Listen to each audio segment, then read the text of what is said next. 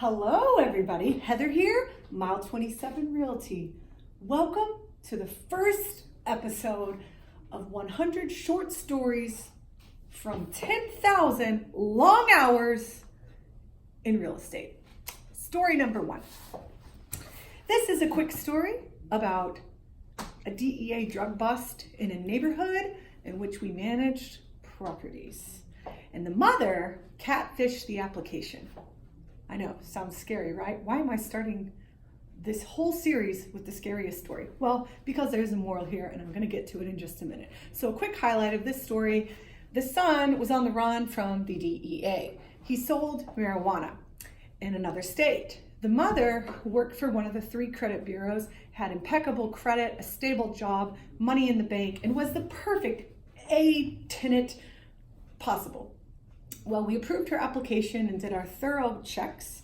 And once she got approved, her son secretly moved in the property, which we don't know. Most of the time as a landlord or a landlord representative, which is what we are, the property manager, didn't know about that. However, everything was going great. Rent was always paid on time. There were no notices from the HOA or any of the neighbors. But about 6 months in, I was just doing my weekly drive in that particular neighborhood, which we managed about 50 properties in.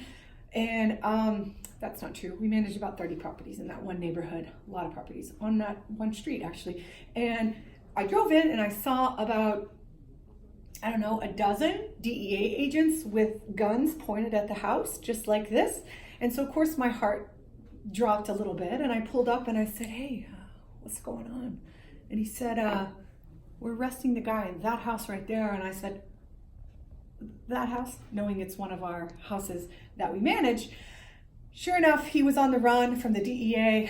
He was on not their most wanted list, but one of those lists. They tracked him down.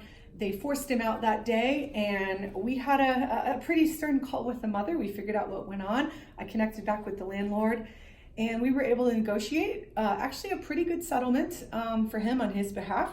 So all that sounds bad, but here's the moral. The moral of the story is always have extra reserves in the bank to cover rare situations like this. It has only happened to me one time in my whole career. Also, hire professionals who care. We actually spent a lot of time researching. We spent a lot of time thinking of solutions. We spent a lot of time working late to make sure this transition was as painless as it could be and least expensive for the landlord, and have a long-term mindset. So we can laugh about this situation now, about 8 years later. At the time it wasn't very funny, but we all survived and we all became better from it, and we are still great friends with that landlord. Heather here. Tune in next time for this vlog series on 100 short stories from 10,000 long hours in real estate.